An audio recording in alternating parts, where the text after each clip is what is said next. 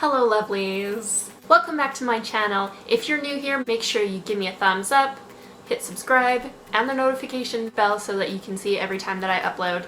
We're gonna dive right in today with 3 rainy day activities for toddlers. Make sure you stay all the way to the end if you want to see some deleted scenes and the cutest parts that were a little bit disruptive, but I still wanted them in. Those are at the end.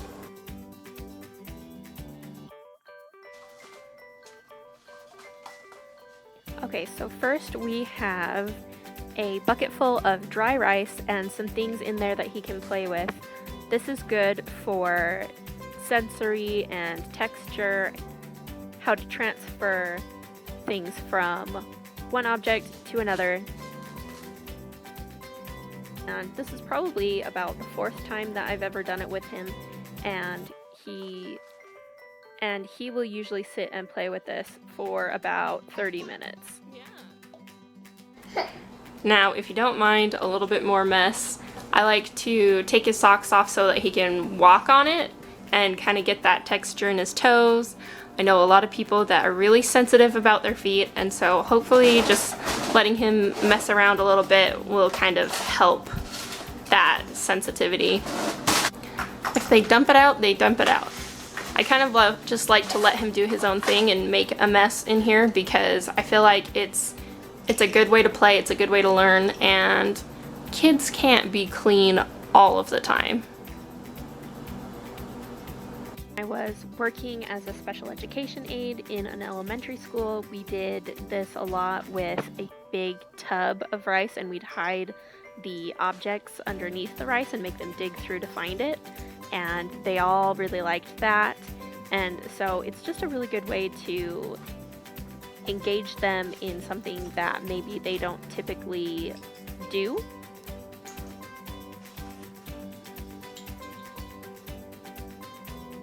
If you guys are wondering why there is a mustache on this bucket, me and my husband got these for, I think it was Halloween, like 4 or 5 years ago, and we just stuck it on this bucket and it has been here ever since. We're quirky, we're weird. So when we're done sweeping it up, we just put it in a baggie and save it for next time. Ew! I had swept the floor before I started this activity, so honestly, yes, there's going to be a couple crumbs in there that don't belong, but honestly, it's not going to hurt anyone.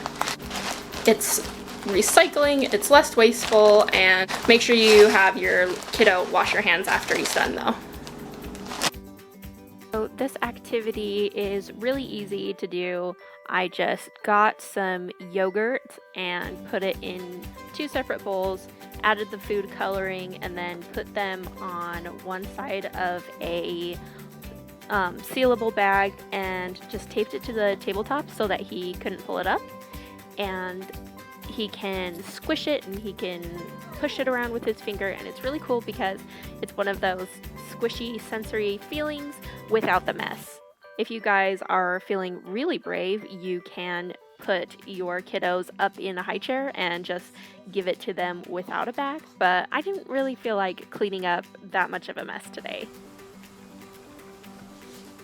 This is the first time we have done this activity, and he played with this for a good 30 to 45 minutes.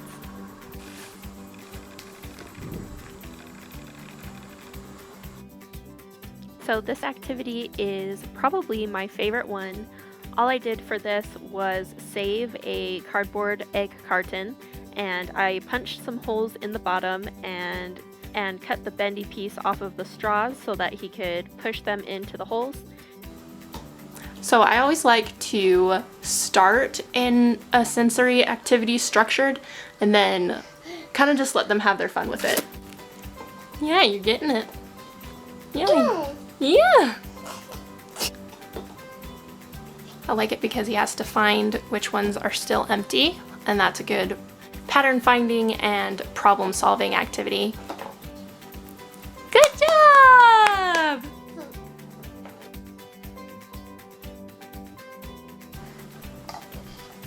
No, no. No, no. No, no. Hello.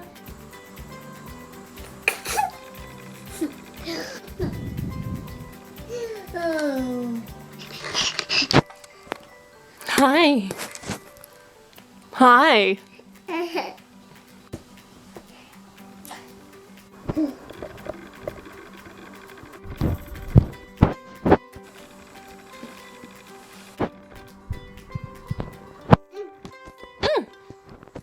Thanks for watching, and we'll see you next time.